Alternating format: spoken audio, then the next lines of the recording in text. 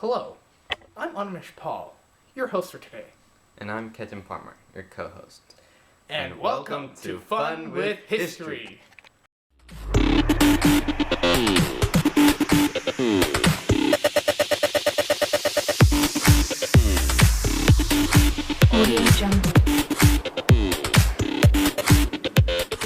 Hello, ladies and gentlemen. On today's segment of Fun with History, we're going to discuss a pivotal, integral moment in the French Revolution.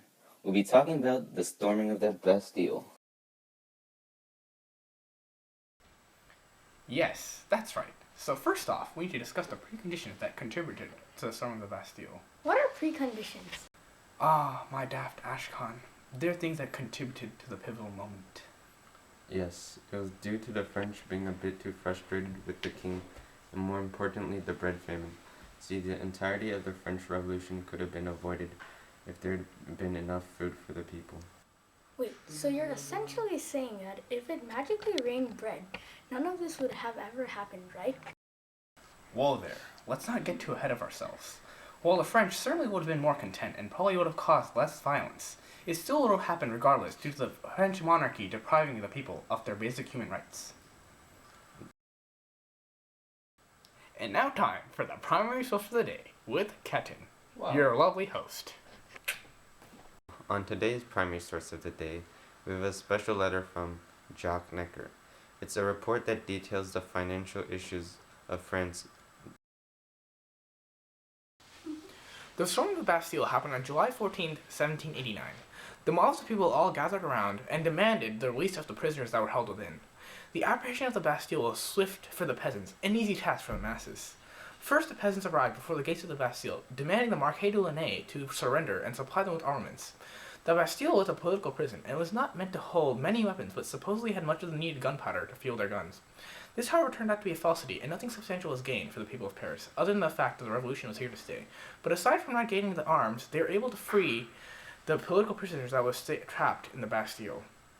Ironically, the king saw it as no challenge to his power, and in his day-to-day journal only wrote one word, Rhin, meaning nothing in French, referring to his hobby in hunting. This just goes to show how much the king actually cared about his subjects. Not very much, if you ask me. After the people had taken the Bastille, they started demolishing it brick by brick. It was a day to remember in the hearts of the French. So, the storming of the Bastille event in itself wasn't that momentous, sorry Animesh, but it was more like the first time the people took and did something in their own hands, and broke free of the authority of the king. Many ideals were allowed to flourish in France due to the storming of the Bastille. Things like equal rights and liberty for all have their roots manifested in the storming of the Bastille. The storming of the Bastille became a symbol for the fight for the people of Paris against the king, because the siege showed that the common man could take matters into their own hands and try to resolve the problems of themselves. This led to a train of thought that they could do things like govern themselves, which would allow the flourishing of the National Assembly. The symbol of the revolution was also formed subsequently, and was a cockade of red, white, and blue. This was important because it gave the citizens an identity to identify themselves against the king. Its biggest immediate effect, though, was that it made the king, Louis XVI, recognize the National Assembly as the lawmaking body. The storming of the Bastille was a turning point because it made the Enlightenment ideals a bigger ideal to the people than before.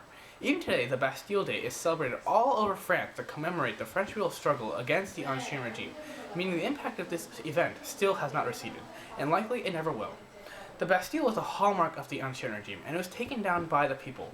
This was unprecedented, and therefore led the French Revolution to take a whole new direction. The storming of the Bastille, although a bit brutal, was completely necessary and was required to make the French Revolution happen.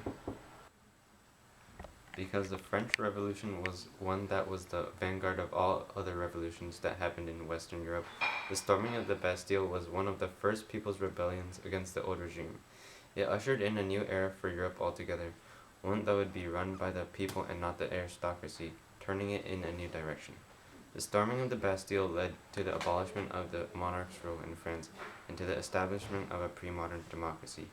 France was now becoming more of a people's state rather than one for the aristocracy.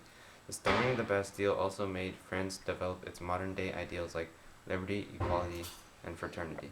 This is significant because with the storming of the Bastille, France became more modern and therefore causing it to take a whole new direction. Had the storming of the Bastille not happened, the French Revolution would have not come into full fruition because without that they had nothing besides just words. This is an example for all of Europe to follow to combat the Ancien regime. I now understand why the Bastille is so important. Thank you, Fun with History, for enlightening me on this momentous topic. Thank you for joining us on this special segment of Fun with History. We hope you learned a lot about French Revolutionary history. And come back next time for more fun Fun with History.